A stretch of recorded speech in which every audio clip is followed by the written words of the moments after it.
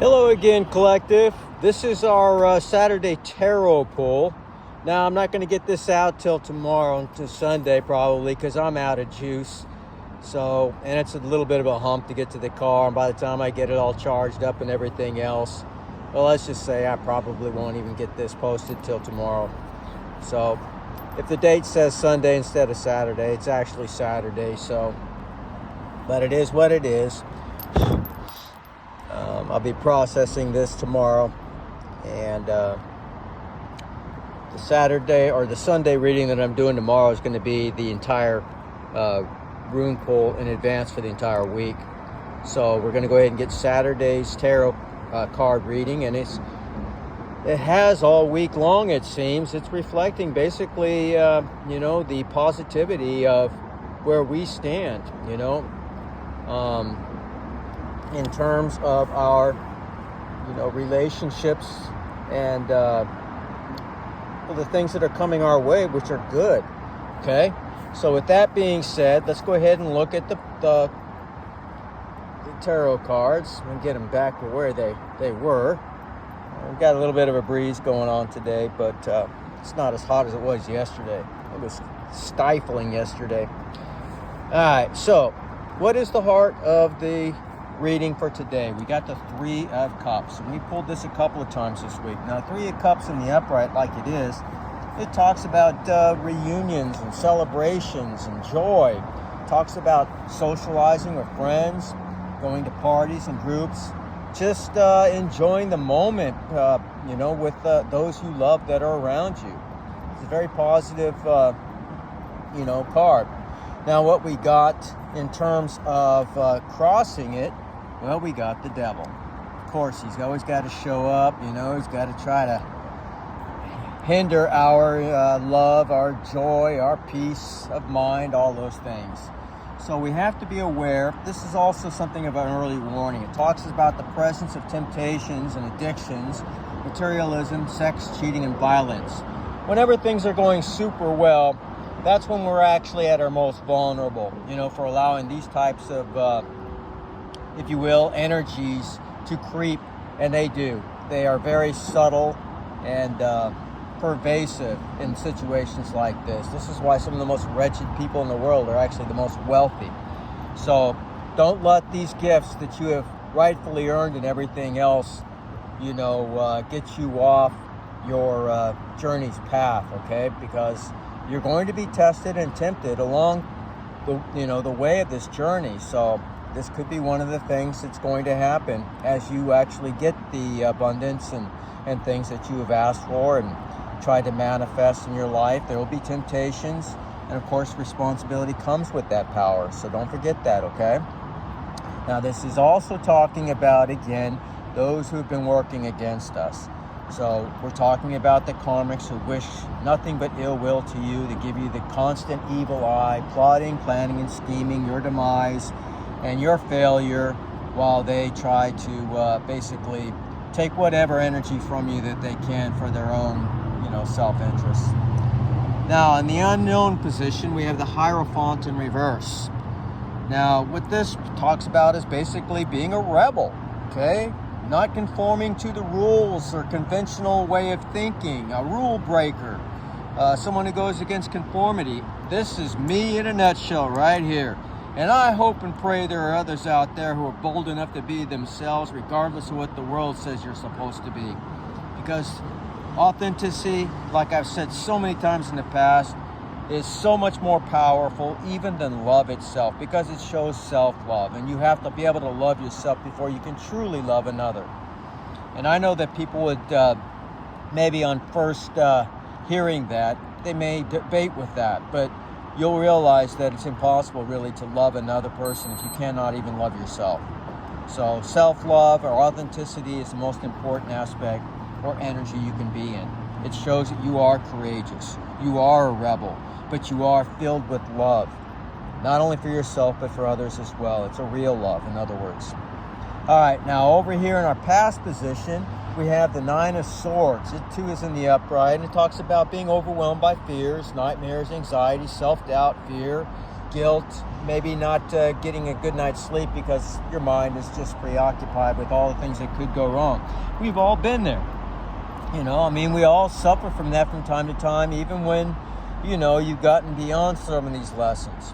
It doesn't happen as much, once you've gotten to a point where you're very confident with your relationship with your, with your guides, with your ancestors, with those you love, in spirit, whatever it may be, whether it's, extraterrestrial, extra-dimensional, whether it's your higher self, source, God, whatever it is that you actually believe in, okay?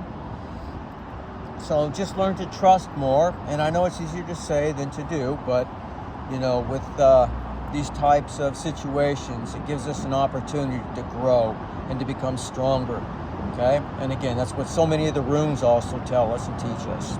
Now, as far as our known position, we have the Lovers. Now, the Lovers, of course, just like the card implies, talks about a balance and harmony in a relationship of love. Partnerships as well. Talks also about self-love and a sense of passion for one another and a healthy, balanced, reciprocal relationship. Again, echoing what we pulled also with the runes today. All right. Now, in terms of our potential future, we got the Fool, and that's a perfect card for that position. But I got a stack of cards that came out at the same time. Some of them in the upright, some in the reverse. So the Fool, of course, talks about new beginnings that await us. Wonder, a sense of optimism and adventure, and also a sense of innocence. As a child when they explore everything and so on. That type of innocence is what we need to get back to. Even again, the Bible, and I know I reiterate a lot of the things that come from, the Abrahamic belief system, because it's the one I'm the most familiar with, and I can recite many of the Bible passages from memory. I'm not quite as studious when it comes to the other faiths, even though I've read their books. I cannot recall, to the same degree, many of the passages. They come to my mind, but they're broken, and I can't say this chapter, that verse, and so on. But we know that unless we come, as a child, the heart of a child, then we're not going to enter into basically heaven itself. Now, we can talk about what heaven is and isn't at another time. That's a long discussion in and of itself. And I don't believe, because Jesus made it clear, he reiterated what it is. And it's not something out there somewhere. It's actually something within us. Okay? That's a whole nother thing. But some of the other cards I pulled was the Moon card in reverse. And this talks about the light at the end of the tunnel. It is coming. Okay? The truth that you seek is going to be revealed. End of depression, clarity, illumination, and releasing the very fears that we saw over here in the past behind us, okay? Having the faith that we need to move forward. We also got the Tower, another major arcana. All these are major arcanas, which means you pay attention here, okay? These are all major arcanas, all three of them, okay? In fact, the last four cards were major arcana. The Lovers, the Fool, the Moon, and now the Tower in reverse. Talks about attempting to avoid the inevitable, resisting, avoiding loss, refusal to let go, and denial. Now, this to me also talks about more of the karmic beliefs, or where they are at in terms of their energies and so on. But it could be some of you too being afraid to let go and let God kind of a thing, okay? So you got to learn how to trust the universe too and go with the flow of things. Don't try to resist the flow of the water. You can't swim against the current. You have to swim with the current, okay? And, you'll be able to travel far greater distances and far faster when you learn how to ride the wave of, fate, if you will, instead of fighting it. But in terms of the karmics, it talks about how they are trying to avoid the inevitable. They are resisting it at all costs. They're avoiding all the losses that they are now starting to take, and they are refusing to let go, and they are in self-denial, okay? And again, I know that my collective is brave and everything else, or they wouldn't be the collective. And I know that the karmics are the cowards, just like all evildoers. They hide in the shadows. They work as bullies and everything else. And I hate bullies, always have. But that's the energy we're looking at there. Now, to further reiterate again, we also got the Queen of Wands in reverse. And this is somebody, again, who's feeling overwhelmed, feeling very low self-esteem, perhaps very jealous, again, bullies. They're overbearing and manipulative. They'll do whatever it takes to get their way at any cost. They'd run over their own mom or dad just to get to whatever it was that they felt they deserved. So, I mean, I just don't have time in the day for those kinds of people anymore. You know, I pray for them and I'll let God sort it all out, sort of. Now, in terms of how the collective sees themselves, well, we have the Eight of Wands, and this basically means very quick action. Something is happening very rapidly for us, or haste, very fast progress, quick growth, and excitement. I don't know about you, but I'm feeling it more and more in my bones every day that goes by, and especially when I get all these collaborative, intuitive readings that seem to be really pointing out both the collective's fate, very near and future, as well as the karmics. Not looking good for the karmics out there. All right, now as far as the way we see others see us, or maybe the environment in general, we got the Six of Pentacles. This talks about universal balances in your favor. Good karma, rewards, gifts, receiving financial opportunity. Basically, the fruits of your labor being made manifest, as we've been seeing in the runes all week as well. It's finally starting to happen, okay? Now, in terms of our guidance, we got the Death card. And again, the Death card doesn't necessarily mean a physical death. It could in some cases, but in this reading, it's reflecting basically the death of a cycle. And in other words, the death and a rebirth, being born or rebirth. God, I can't even speak. Being born again, okay? So the old is going, the new is coming, finality, transformation, the endings and new beginnings. That is our guidance. And as terms of our overall potentiality for this reading, we have the Temperance card in the reverse. Now, this does warn us to beware of excessive behaviors.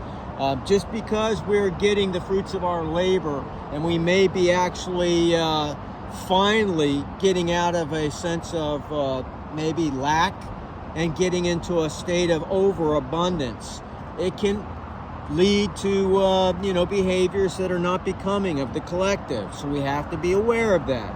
And remember now, in order for wealth to be not only increased and so on, but to be maintained, is you have to allow that energy to flow, okay? And that's something that's very much spoken of course, within the Nordic belief system in particular, and a lot of third world belief systems, if you will, or indigenous ones, where entire tribes used to put out their belongings out in the middle of, their tribal meeting point, and, they would exchange those possessions, with the other members of their collective. So it's important that we share, okay, that we help the collective. We're not just being given these gifts for our own amusement, although we are allowed, and of course we are being recognized and rewarded. So yes, we can enjoy it, but we should also make sure that we spend a good portion of what we've been given and share it with others who are less fortunate, just like we were in not long ago, okay? So it talks about to be aware, of course, the excessive behaviors and impulsivity, addictions, imbalances, and vices, all right?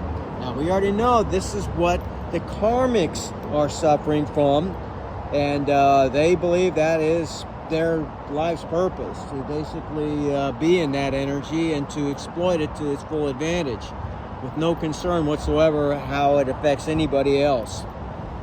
You have been trained, you have been taught, and willingly have accepted the valuable lessons in terms of, to give is divine and everything else, right?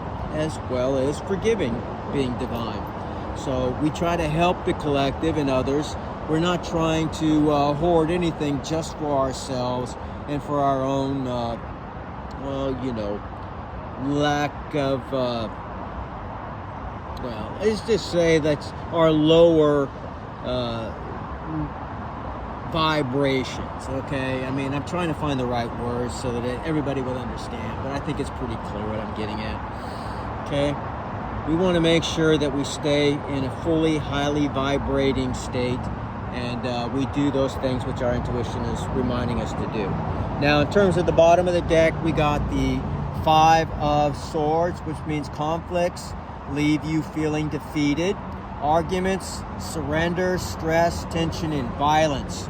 And again, this is something that, one, the karmics are definitely in that energy right now. They're fighting amongst one another right now, trying to pass the buck on who's responsible for the lack of victory. They're so used to getting what they want that they don't know how to handle any type of defeat or not getting, you know, what it is they thought they deserved, even though they did nothing to earn it except through their black magic and all that stuff.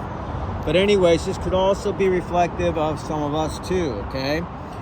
We've gone through hell and back again, you know, with some of these situations in our life, and it may leave some of us feeling defeated because, you know, the laurels of our victories have yet to be handed over to us, and we're feeling, you know, beat up and wrongly accused and many other things that have just left a sour taste in our mouth for a lot of people in our lives, okay? And I'm speaking from experience here as well. Try your best not to allow it to taint your viewpoint on humanity as a whole. Yes, there are a lot of bad seeds out there, and there seem to be a lot more than there are good. However, in order for any of that to change, the pendulum has to swing both ways. So right now, it's still more or less in the realms of the dark side, but it is quickly now on its way towards center mass. It's coming back towards the collective and those which are good. The meek indeed are going to inherit this world, and it's already happening. If you are amongst that 144,000, so to speak, and that's a magical number, and many other faiths as well, not just Christian, then you know that basically these things are happening right now. That entire remnant is being raised up, and we are doing battle, no longer just you know, praying about it, but taking active and participating roles, in this battle now. So you know, lift your heads up, chest out, move forward. Don't let anything get in your way, okay? Because we got this. This is all about victory for the collective, guys. So, as always, I will extend my series sense of victory to all of you, because I feel it in my bones, and I feel it for you as well. So, I will see you at a much later date in Valhalla. Take care.